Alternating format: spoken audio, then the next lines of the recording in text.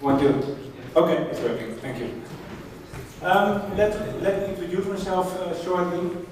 My name is Marin Heideman. I am from the Netherlands. I flew to Vilnius today. It's my 6th time again in Vilnius. And I am business partner at Smart City Vilnius, which I'm going to tell you a little bit more about. What we are doing is building a LoRa network in Vilnius. First of all, Internet of Things. I guess I don't have to tell you anything about the Internet of Things, because that is why you are here. So what is LoRa? In case you haven't heard of it before, LoRa stands for Long Range Low Energy. LoRa is a network used for the Internet of Things, as we heard in Bruce's presentation before. And with a coverage of the complete city, and in Holland we even have a coverage of the complete country. We have 100% coverage for LoRa in the Netherlands. The sensors which you can use for LoRa are very low powered. Depending on the frequency of the transmission, the life cycle of such a battery will be 2 to 3 years. So that is really an advantage of LoRa compared to other networks, which I will show you later. And the standard from the LoRa Alliance is used. So it isn't a really strange protocol, it isn't a really closed protocol. LoRa is open, and you can use the standard in every sensor you like. The gateways are placed on high buildings throughout the city. This week we've placed the first gateway on one of the university buildings, and from now on we're expanding, and I think halfway of the next year we will have coverage throughout the whole city of Vilnius. Well, sensors can be used for all kinds of measurements. In Holland, I will show you some examples later, but in Holland we use it for water height, particulate occupation, measuring of the parking spaces, is a parking space free or is it occupied, etc. The possibilities are endless. We don't know yet what possibilities there will be in the next couple of years. And I think we are here with a lot of startup companies, and I think it's your task to think of all the possibilities you can do with LoRa. The average price of a LoRa chip is actually quite cheap. The chip which is used in a sensor is about $5. The best sensor to use is the one from Semtech, which is the company who invented the LoRa chip, and they are making very cheap sensors. Well, LoRa is long range and low power, so yeah, of course sensors are much cheaper than 3G. We see a lot of companies at the moment thinking of Internet of Things, all sorts of measurements, and they are using 3G, 4G sensors, but they are quite expensive because you need a sort of subscription, battery life isn't that very long, so you need electricity as well. So yeah, 3G is much more expensive than LoRa. So for a comparison, we have the short range networks, the local area networks, the LAN which you can use, as Bruce mentioned, for the devices in your house, the dryer, the washing machines, etc. But the battery life of LAN is not good, and you don't have a much long distance you can cover. But for in-home that's not a problem, but you all, I assume you all have electricity at home. The LoRa network, a low-powered wide area network, is good for long range, low battery, low cost, and of course positioning, because you can place the sensor basically everywhere as long as you have coverage by the network. It is not intended for high data rate. You can't use LoRa for internet browsing. It's intended for small packages like, for example, air temperature, GPS locations, short data strings. And besides that, of course, we have the 3G, 4G well-established standards. And they are good for long-range, high data rate. You can browse the internet through 3G, 4G, like you do on your cell phone. And we have good coverage all over the world, of course. But it's not good for battery life. As you all may know, your cell phone doesn't last very long when you play the Pokemon game. And of course, it's expensive because you need a monthly subscription. Of course, these subscriptions are getting much cheaper, but it really is expensive compared to LoRa. Well, what could be the advantages for a city such as Vilnius to have a LoRa network? Of course, Vilnius will be the first city in the Baltic region who has a LoRa network. With the coverage of a LoRa network, Vilnius will be more attractive to foreign people, investors and other companies, because there are a lot of possibilities, technical possibilities, and a lot of foreign companies are interested in building these possibilities, building solutions for them. The municipality could launch a cost-effective and green projects with the use of LoRa. For example, air measurement, air quality, water quality, all kinds of measurements. You can easily place a sensor somewhere here outside, and that sensor will measure the air quality and send it through the LoRa network over the IoT cloud, as you heard before, the IoT platform, to your own server in your company. The city would be more attractive for tourists because you can create smart solutions. Like I just said, you can create a solution for a parking lot, for example, and show the tourists on which parking lot, which parking space actually is empty. So tourists can drive straight to that parking space. Okay, so we did the same in Rotterdam. Rotterdam is a city in Holland, one of the biggest cities in Holland actually. And in Holland, we've created LoRa coverage with only 8 gateways. So as you can see, here are the gateways. And this is the city center of Rotterdam. So we had to place more gateways there because the data is much more concentrated in the city. But as you can see, the coverage even goes to other cities like Dordrecht, Gouda, Zoetermeer. So yes, we did quite well with only 8 gateways. And I think if we have those 8 gateways in Vilnius as well, we can cover the whole city of Vilnius and a little bit more in the surrounding area. So one of the examples what we did in Holland, you might know this in a lot of countries, and also in Holland we have the public transport bike. In Holland the public transport bike is owned by the railway company, and they were losing a lot of bikes in the past. Now every bike has a LoRa sensor in Amsterdam, and the LoRa sensor gives the GPS location through the internet to the LoRa network to the company, and they use it to measure the distance a bike travels and the GPS location. If they lose a bike, if someone steals a bike, put it somewhere, the bike gives its own GPS location to the company, to the LoRa network, so they always know where the bike is. So they save really a lot of money using the LoRa network. Another example, I mentioned it before, is the parking space. The city of Amersfoort in Holland is using it. It's called shared parking on an industrial area. The people have an app on their smartphone, and there are LoRa sensors placed on each parking space. People can see on the app which parking space is actually free. So they can drive straight to the parking space.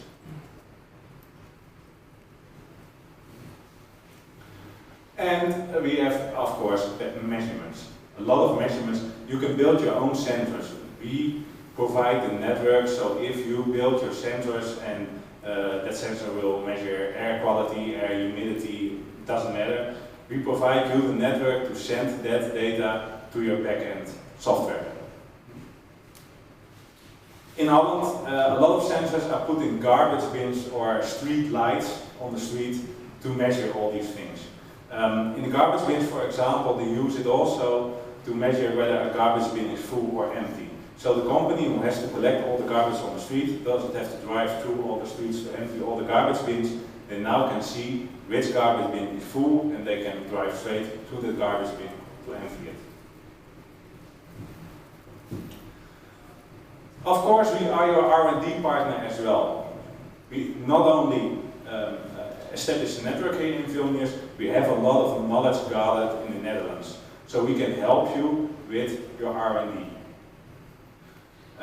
We have built the network in the city of Rotterdam, so we have all the knowledge from there, and we brought it to Vilnius. And of course we can be a bridge to the Dutch market as well. Because a lot of companies in Holland are at the moment investing in projects for the LoRa network, but we don't have all the knowledge in Holland. So if if you have some good ideas, which are not only for Lithuania, not only for Vilnius, please contact us and we can bring it to Holland as well, to the city of Rotterdam, for example, or to other cities in Rotterdam, in Holland. Also, we have good contacts with local and foreign universities. For the LoRa network in Vilnius, we are working together with the technical university in Vilnius. I'm hoping I'm pronouncing it right, but it's Gediminas University. I guess it's familiar for you. We also have good contacts in the worldwide supplier network. We have good contacts with Semtech, the company who is building the actual LoRa sensors, and we have contacts with other LoRa companies as well. We are using gateways from Curlink. For your information, Curlink is one of the biggest companies in LoRa gateways. And every large city in Holland which has a LoRa network is using the Curlink gateways as well. We also have our own engineers. Like you see here on the banner, we have two technological partners. One is my company, DigiState, a company from Holland. The other one is PTT, it's from the Natas. We both have engineers in our company who are developing LoRa projects as well, so we can help you with that. I cannot give you a real-time demonstration because a LoRa sensor, we have to be outside, because the gateway is one of the university buildings and we don't have coverage here in this building. I flew to Vilnius today, and what I did is I walked around throughout the office building area, and I have a sensor with me. I can show it to you later, with a LoRa chip on it, and what it does, it gives my GPS location to the LoRa network. We've written a simple software solution to put the GPS locations on a Google map. So, do we have internet connection on this laptop? Okay, so maybe if you can push the demonstration button, I can show you the map.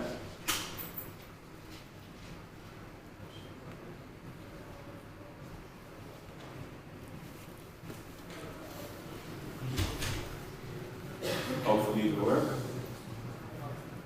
There's a mouse coming in.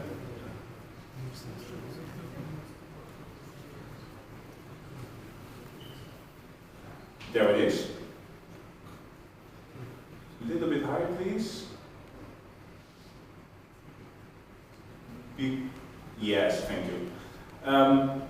Here you can see the area which I walked around this afternoon.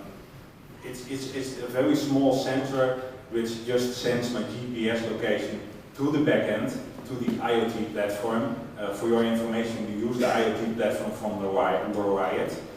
They are a large USA company who has built a very good IoT platform, and their software is translating our data to your software. It has an API, it has all different kinds of communication possibilities, so you can connect your software to our platform and get the data from it. So here you can see where it picked up my locations. Now you cannot push it. Okay, thank you. Can we have the presentation back, please? Thank you. So I invite you all, since today we officially launched the LoRa network, we have placed one gateway, and that gateway has a capability of receiving LoRa signals somewhere between 2 and 15 kilometers in the surrounding area. So I invite you all, please try the network. If you want to try it, if you have sensors, if you want to order LoRa sensors, please contact us. We can help you with that. We can give you all the right information, the right sources to order the sensors or the other stuff for building your sensors. And then you can use it. You can connect it to our LoRa network, and we can give you a link to the API, and you can have your data from it. I'll give you the contact information in one moment.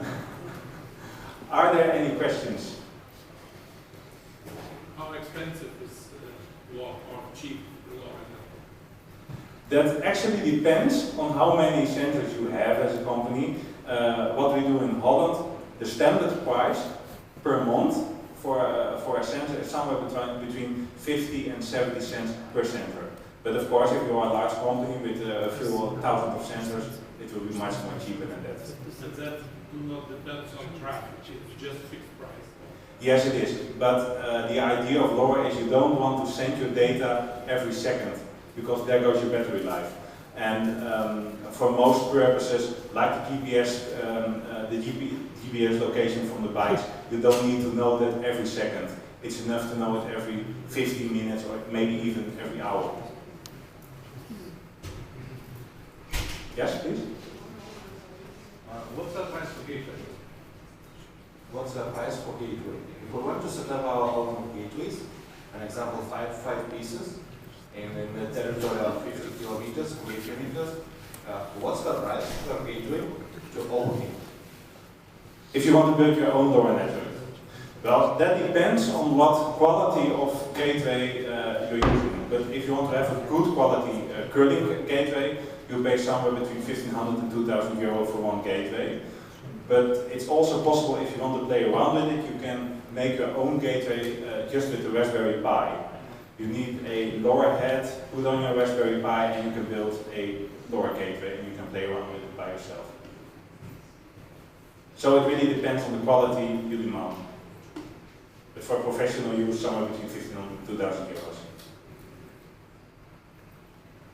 What about the future plans, growing network? Can you repeat the question? Yeah, okay, so I shall repeat the question. What about the future plans of growing the network in Vilnius? Like I thought, halfway the next year we've planned to cover the whole city of Vilnius. And the next step would be to also cover all the cities in Lithuania. But that will be the next step. But yeah, let's start with Vilnius first.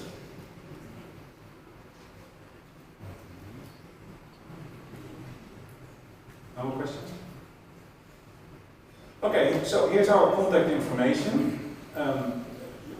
This is me, Marin Heideman. I'm the business partner. I'm not located in Vilnius. I will be in Vilnius much more often, so please call or email me if you have any questions. My other business partner, Donatas, who's sitting here, he's established in Vilnius, so you can contact him directly. And if you want to talk in your own language or even meet, that's much more interesting.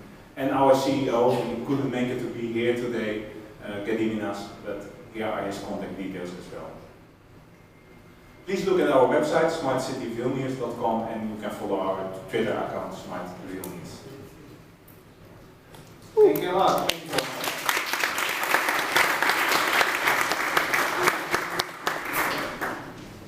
Okay, so we have two more speakers, including me.